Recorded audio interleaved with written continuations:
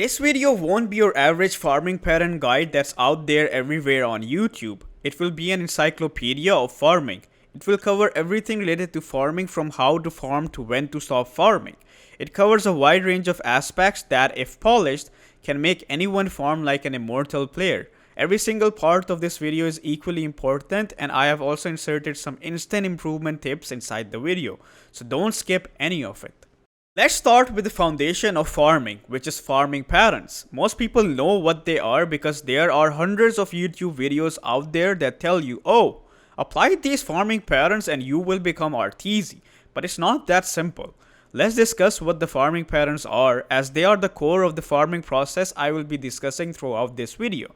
Generally speaking, there are two types of farming patterns, one for the lane and one after the laning stage, usually known as the triangle farming pattern. You need to think about the game in terms of a minute, meaning that when it comes to farming, you need to think about how much you can farm in a minute, as the map refreshes every minute. In the lane farming pattern, your basic goal is to farm 2 waves and a minimum of 2 jungle camps per minute. If you're winning the lane, then you can even go as far as 4 jungle camps. The process is quite simple. You farm and push in the first wave, and then farm the 2 side camps near you, which will be the large and small camps. When you're done farming them, there will be another wave in the lane. You will farm and push that in, and then farm the 2 camps behind your tier 1 tower, which will be the medium and small camps. You can only farm 4 camps if your hero is a flash farmer. Heroes such as Swen, Medusa, Gyrocopter, and Tia, innate farmers.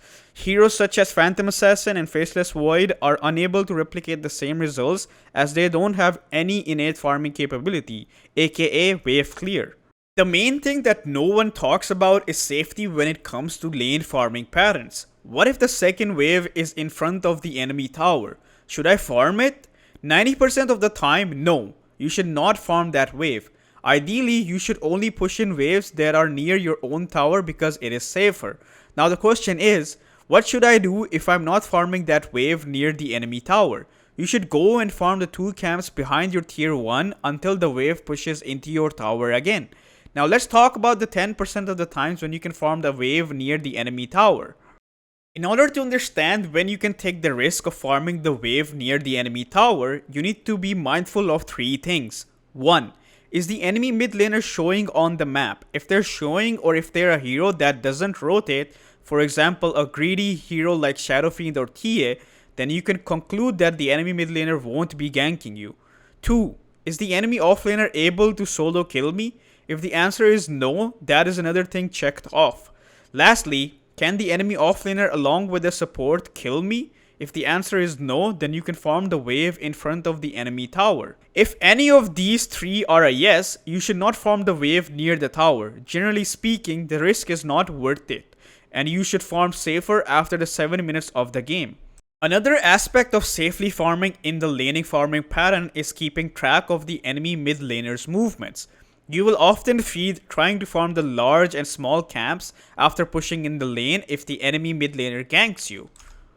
The rule of thumb I have for myself is that if the enemy mid laner is missing from the map, I will push in the wave that is near my tower and then farm the camps behind my tower rather than going for the large and small camp.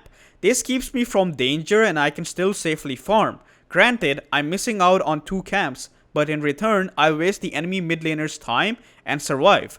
In short, enemy mid laner is missing, don't farm the large plus small camp after pushing in the wave. Instead, go behind your tower and farm the medium plus small camp. If the enemy mid laner is showing on the map, you should push in the wave so that it is harder to gank you. This is before the 10th minute mark of the game. After the 10th minute mark of the game, where the enemy supports usually hit level 6 and have power spikes, if the enemy supports are missing or the mid laner is not showing on the map, rather than farming the camps behind your tower, go deeper into your outer jungle and farm the large plus medium camps near your tier 2 until they show on another lane. Then you can go back to the camps near the waves. Your safety as a carry has the most priority, even if it means sacrificing some waves. The enemy is looking to hunt you down. If you don't sacrifice these waves, they will get what they want. The concept is the same. We want to make them waste their time and still be able to farm something. Another big mistake that I see in my coaching sessions and oftentimes in my own replays is the TP back to lane death right after respawning. When you respawn and TP back to your safe lane to farm, that is the time when the enemy knows that you just TP'd and are gankable. That is where you are the most vulnerable, because if they kill you again, you'll have back-to-back deaths, which will pretty much ruin the entire game for you, and the enemy obviously wants to do that. What is the solution for this? We want to farm and not waste our time, but we also don't want to die at the same time. Do we walk to the lane instead of TPing? The answer to this is to TP back to the lane, push out the wave, and then again back to the basics. Watch the enemy mid laner and supports movement on the map. If they are missing, you are literally running to your tier 2 and farming, because they will go as far as diving your tier 1 to kill you. The concept to learn here is to understand that once you show the enemy your cards, which is that I don't have a TP, they will know that you are vulnerable. So hide and be out of vision until they start showing in an opposite lane. Remember, we talked about how we want to think about the game in terms of a minute and look to farm as much as possible in that minute? Well, many players waste a lot of their time just by having bad pathing. Efficient pathing saves you a lot of time, which can be used to farm more in a minute. By pathing, I mean that you don't waste time moving around from camp to camp in a bad manner. The biggest mistake when it comes to this is going to a camp that leads to nothing after. For example, the outermost large camp on the map, there is no pattern after that other than coming back to the medium camp near the tier 2. Think a lot about where you will go after farming a camp or a wave. Waves give you the most gold, and your priority should be to farm around those waves so you can benefit from the gold they give along with the jungle camps. Let's say you go to the large camp after the medium camp. After that, you have no pattern, and you are the furthest you can possibly be from a wave. Instead of doing that, you should go to the camps in your other jungle, because then you are closer to the creeps as well as additional camps. The pattern could be something like medium camp near the tier 2, into large camp in the main jungle, into medium camp in the main jungle, and then back to the lane. This way you farm more and are closer to the wave as well.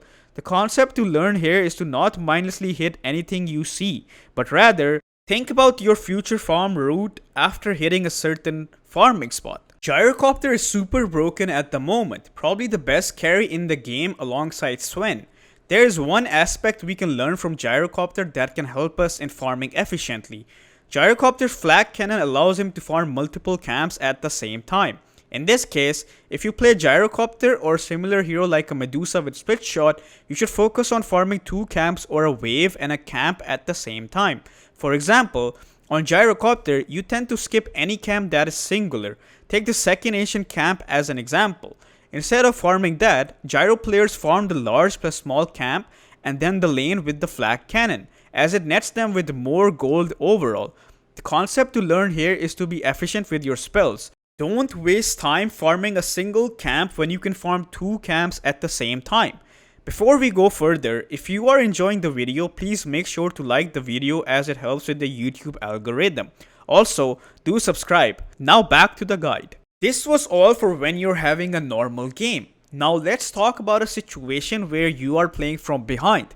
Chances are your safe lane tower is dead, because if you're losing your lane, you will be forced out of the lane and the enemy will get your tower.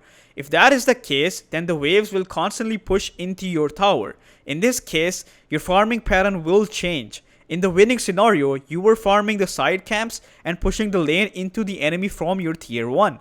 In this losing scenario, you will be farming the side camps near your tier 2, which are the medium and large camps, and you will be de-pushing waves from your tier 2 tower. It is very hard for the enemy to gank you near your tier 2, as your team can TP in and fuck them up.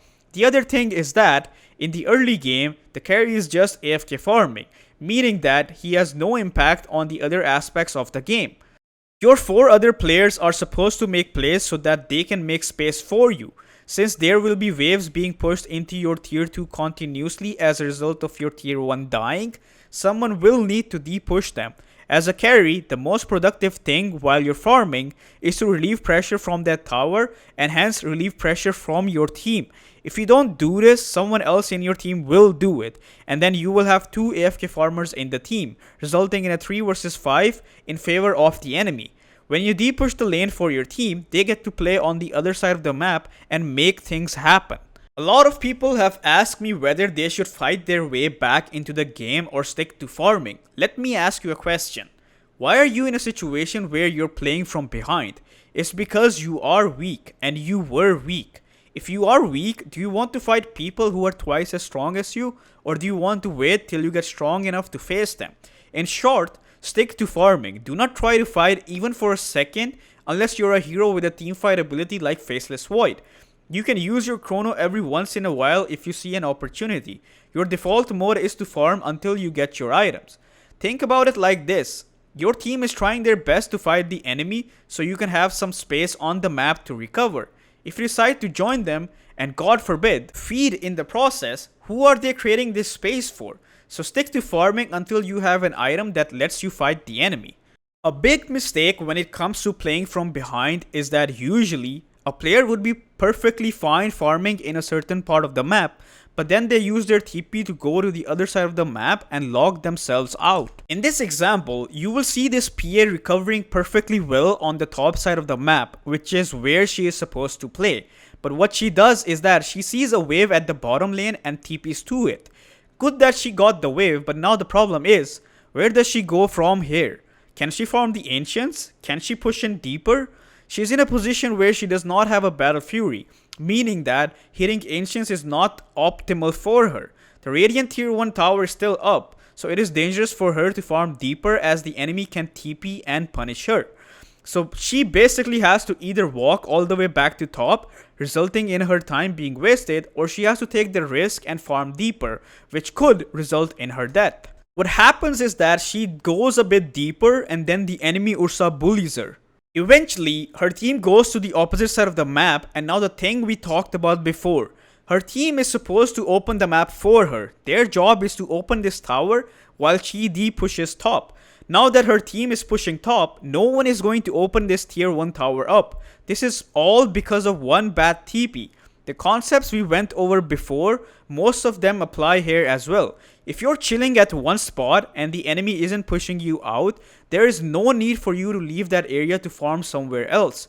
Keep farming there as you're completely uncontested. That is the ideal place for you to farm until the enemy forces you out. Do not move an inch. Alright, now that all the lane farming pattern stuff is sorted, let's move on to the triangle farming pattern. Okay, so what is the triangle farming pattern? I know most of you probably know it already, but I'll still go over it one more time, assuming that there are still some viewers who don't know about it. And then we will use that foundation to polish that pattern and the misconceptions around it. Triangle farming pattern is basically farming in your ancient area. It involves hitting the ancient camp, the large camp, followed by either hitting the second ancient camp or pushing the wave and farming the enemy's large and small camps. The first question that comes to mind is, when do you decide to go and farm the ancients? The simple answer is when your hero is able to farm them and when the enemy tier 1 tower is dead.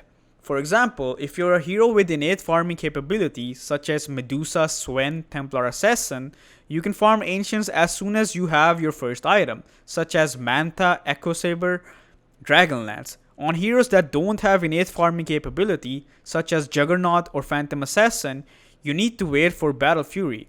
The important thing to understand is that the main purpose of farming the triangle side is to exert pressure on the enemy's safe lane. In terms of gold, you can farm the same, if not more gold, in your own jungle area. Another case of farming the triangle, even if the enemy tier 1 is up, is when the enemy is playing your main jungle. In that case, you are forced to play in your triangle because you have to farm somewhere. An advanced tip when it comes to farming in the triangle when the enemy tier 1 is still up is if you think your hero has decent tower damage. The idea behind that is you're going to be actively farming the triangle area, and if you get the chance, you can open up the bottom tier 1 tower by yourself. This is an advanced move and might be hard to execute. The knowledge is given, but I would suggest not trying this unless you have a good understanding of what kills you and what doesn't. The more carry I played, the more I feel like the second ancient camp is a big grief. If you remember, I talked about how some heroes ignore the second ancient camp and prefer farming the enemy's large and small camps instead. Well, here's the thing. Efficient pathing means that we get to farm more and more as we move from camp to camp. When we move to the second ancient camp, it doesn't lead to anything after. In comparison, if we farm the triangle and go towards the enemy's large and small camps, we can either go to the medium camp of the enemy or we can push in the lane. The ancient camp will net us with around 160 gold, whereas the other pattern will get us around 100 more gold. And you also farm the enemy's resources. The only time I prefer farming the second ancient camp over the enemy jungle is if I don't feel safe. Second ancient camp is kind of like a safe haven. If you have no other options, it is okay to farm it. When it comes to map division and playing the right side of the map in terms of farming, limiting the enemy farm on the map is the most important thing. The enemy will mirror what you do, so they would want to play your safe lane to take away your farm from the main jungle. This is known as the dead lane, meaning you cannot play there because the enemy controls it. Some heroes in Dota, however, don't care about this. Illusion heroes have the capability of being able to farm the dangerous parts of the map. Heroes with illusions, such as Naga Siren and Terrorblade, benefit more from farming their own jungle side rather than the triangle. This is because they have access to much more camps in comparison to a non-illusion hero thanks to their illusions, and they also limit the enemy's farm.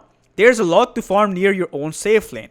You can send illusions to the enemy triangle, you can push out two lanes at the same time, that is mid and safe lane, and you can farm both the main and outer jungle. There are a lot of farming options in comparison to the triangle. The concept to learn here is that with illusion heroes, especially if the enemy have no way to deal with your illusions, try to play your own jungle as you farm faster there rather than going to the triangle side. If you find yourself in a game where you have a lot of farmers, for example, you have a greedy mid laner that needs farm, you have a greedy off laner that needs to farm, then you have to consider the division of the map properly to be able to farm. In this example, I'm on the gyrocopter. My off lane is a Razor that wants to farm, and I have a Shadow Fiend mid who also wants to farm. Now what you will see is that I'm just farming the triangle, the second ancient cap, and then the mid wave. I'm letting Razor have the enemy side of the jungle and the bottom lane.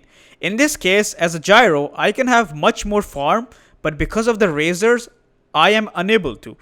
In some games, you will have to sacrifice to ultimately see your team win, because if you technically have 3 farmed carries in the same team, the enemy cannot win. If you look at the top left corner, the top 3 networks are the cores of my team.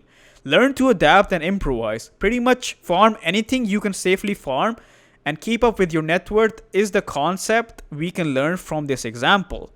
Another farming concept that you should probably learn is efficient split pushing. Let's say that the enemy is stronger than you and you want to buy time for yourself. What would you do? Split push. The most efficient way of dodging the enemy and wasting their time is to split push and make them run around the map catching you. But here's the catch. It is not easy. Split pushing requires you to have sufficient knowledge of kill threat and playing the right part of the map. In this example, you can see that I'm playing anti-mage. I know it's a shit hero, but look at the game. It's such a beautiful AM game. Well, anyway, as you know what anti-mage games are like, we are losing and I'm focused on buying time for myself to carry this game eventually. In this game, I can only die if I either get stunned by the Sand King or Winter Curse into chain stun by the enemy. So in terms of kill threat, I need to be wary of these 2 heroes. Another thing you will notice is that I'm farming the enemy jungle and not going back to my triangle at all. The reason behind this is that I need to be constantly shoving in the top lane to exert pressure and make the enemy come back. If I go back to the triangle, the enemy will just destroy my base as they will feel zero pressure on themselves. This is what I mean by knowing which part of the map to farm when split pushing. The concept to learn here is that when the enemy is stronger, buy time for yourself by cutting waves and split pushing the map until you are strong enough to face them. In order to do that efficiently, you need to man the fuck up and play a bit deeper in the enemy territory so you can reliably push in lanes to exert pressure. Behold, the most asked question. When do you stop farming as a carry? You don't. You never stop scaling as a carry. The only thing that changes is where and how you farm once you have items. You will always be farming and scaling, but by farming the enemy territory when you're stronger. You don't want to fall off and lose the game. So keep yourself in farming mode forever, but be willing to join fights once you are strong. Once you have items that allow you to fight, for example, Gyrocopter with Crystallis, Axe, and BKB, you should play aggressively on the map and farm the enemy side of the map. This way, you will still be farming and will be ready to fight the enemy at the same time. Never ever stop scaling, it will cost you games. The difference between early game farming and mid to late game farming is that in the early game, you don't really give a fuck about fighting, rather, you care about hitting your timings by farming.